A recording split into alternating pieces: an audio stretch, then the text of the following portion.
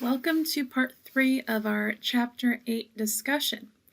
So we're going to cover a couple of topics in this chapter before moving on, or in this video before moving on to the next section. So far we've looked at the different ways that GAAP allows a company to cost its inventory. A company can choose to use the specific identification method, or it can choose one of the cost flow assumptions, which are average cost, LIFO, and FIFO, or they can choose one of those. So under GAAP, any one of those methods would be fine.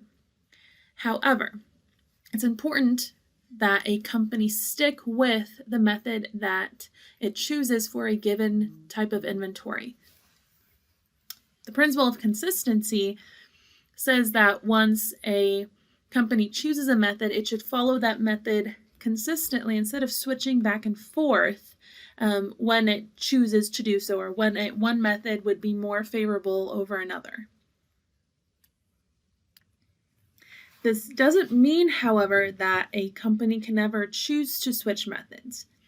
So if a company decides, you know what, for this specific kind of inventory that we have, it's going to be best if we switch from, let's say, LIFO to FIFO. There's no rule that says a company can't do that. However, if a company does choose to switch methods, they will have to, in the footnotes of the financial statements and within the annual report, explain, first of all, why they switched methods and what effect switching is going to have on the bottom line. So it's not just a simple thing of switching methods whenever a company feels like it. If and when they choose to switch methods, they will have to justify that switch in the annual report. So for tax purposes, for example, if switching from one method to the other is going to give them favorable tax results, that's fine if they want to switch, but once they switch the first time, they're going to want to stick with that method because it's going to be very questionable and cause a lot of questions to come around if a company decides to switch often, and it will likely not be allowed. The SEC would start asking questions. So that's the principle of consistency. And it really applies not just for the method chosen for inventory costing, but any accounting method for that matter, where a company has choice among different methods. All right, next is just-in-time inventory systems. So this mostly applies to manufacturers. So just-in-time inventory systems, another name for it that you might come across is lean manufacturing.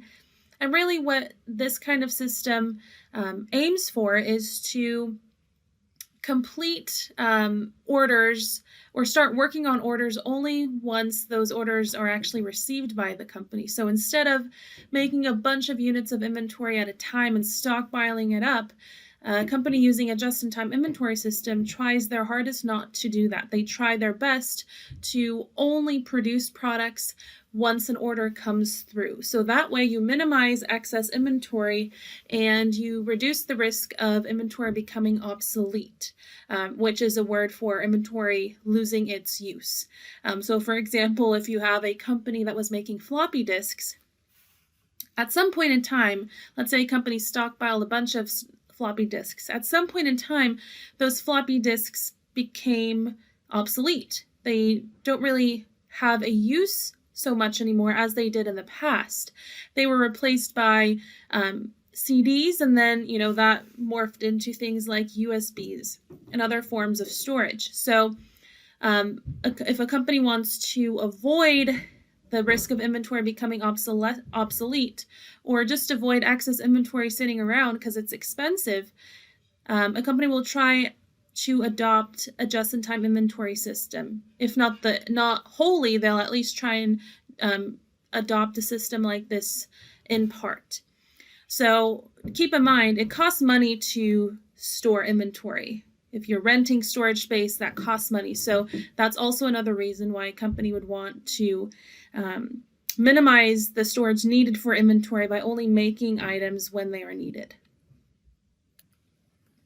Now, what about recording shrinkage losses? Now, in Chapter 8, we've dug a little bit deeper and looked at these different methods of costing our inventory. So If shrinkage is detected and we find out that there are some units missing, then you will apply the same cost flow assumption that you are using to record your cost of goods sold with your current method. So as an example, if a company uses FIFO and 10 units were found missing, the missing units would be valued at their oldest purchase cost shown in the inventory records, because when we use FIFO, remember, first in, first out. So under that method, when we sell something, we assume we're selling the older items first. So same thing if units are missing, we treat those units as if they were sold. So the cost of those 10 units in terms of shrinkage would pull that from the oldest items left over in inventory first. Next is write-downs of inventory. So in addition to shrinkage loss, the value of a company's inventory can go down because the merchandise becomes obsolete or there is some reason that it can't be sold.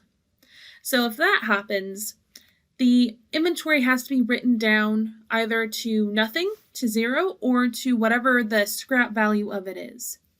So when you record a write-down of inventory, you have to reduce inventory itself. If you're writing it down, you have to write down the inventory account. And the net income of the current period will be affected as well as the offsetting portion of that entry. So to record that reduction in income, we're going to the treatment of that is very similar to how we treat shrinkage loss. So if the write-down of inventory that we've discovered is necessary is immaterial, meaning it's relatively small, relatively insignificant, then we're just going to, while we credit inventory and reduce inventory itself, the offsetting debit is going to be a debit to cost of goods sold if it's an immaterial amount. So just like how we deal with shrinkage, if shrinkage is considered immaterial, you're going to debit that loss to cost of goods sold. Same thing with write-down of inventory. So you're just going to add in the amount of write-down to cost of goods sold. However, if the write-down is considered material in nature and immaterial in its amount, we're not going to just throw it into cost of goods sold. It's going to be thrown into a special account. We're not going to debit cost of goods sold, but instead we're going to debit a loss account called loss from write-down of inventory. And again, a company might decide to just name it something slightly different, but it might be something like inventory write-down loss or loss from write-down. But the overall idea behind this is that it catches the main idea of what's written here. So if a write-down is material in amount, we're going to debit loss from write-down of inventory and credit inventory. If it's immaterial, you're going to debit cost of goods sold while you credit inventory. So it's very similar to how we deal with shrinkage, right? Whether it's material or immaterial on how that is recorded on the books. But at the end of the day, for both of these situations, you end up crediting inventory because if you're writing it down or even if there's shrinkage, inventory has been reduced. And we need to show that on the books. All right, next is the lower of cost or market rule. So this really comes from the idea that no economic resource is going to be worth more than it's going to cost to replace that on the open market. So because of this, accountants traditionally have valued inventory on the balance sheet at the lower of its cost or its market value. So whichever one is lower is what inventory is valued at on the balance sheet. So market value, when we're talking about market value here, we're referring to what it's going to cost the company to replace that inventory if something were to happen to it. Okay, so again, under the LCM rule, when it comes to inventory, GAAP says we have to value inventory at the lower of its historical cost, what we paid for it initially, or its current replacement cost. So the short word for that is the LCM rule. So we can look at a table here as an example of the LCM rule. So here we have ski equipment, we have ski accessories broken down into its component parts. So downhill skis, cross-country skis, and ski boots and ski jackets. So we have the FIFO costs, because looks like this company is using the FIFO method of costing its inventory. We have the FIFO cost of each of these items of inventory, and then each item's market value. So if we apply the LCM rule individually, we would look at downhill skis, for example, and say, okay, which is lower? Its historical cost or its market value? Well, it looks like 16,000 is lower than 18,000, so individually, the 16,000 is what it would be valued at. Cross-country skis, its market value is lower than its cost, so we would value the cross-country skis at 3,000. We would do the same for the remaining ones, and if we add all of those together by individually determining which one's lower, we would end up valuing our inventory at a total of 26,500. But we could also end up doing that on a category basis. So the categories is ski equipment overall and ski accessories. So we know the total cost of the ski equipment is 20,000 historical cost, but the total current market value of the ski equipment in total is 21. The lower between the two is what we paid for it, so we would value that portion of our inventory at 20,000, its historical cost. Now for ski accessories, we see the total cost of the ski accessories is 9,000 historical cost, but the current market value of the ski accessories is 7,500. The lower between these two happens to be the market value, so we would value the ski accessories instead at 7,500. So now when we took each category on its own, added together, applying the LCM rule to each category, we would value instead the total inventory at 27,500. But we could also look at inventory in total. The total cost of all of my inventory is 29,000, but the total market value of everything is 28,500. The lower between the two in this case happens to be the market value. So if we were to value or apply the LCM rule to everything overall, the total value of inventory would be, or the total amount we record inventory at on the balance sheet would be 28,500 instead.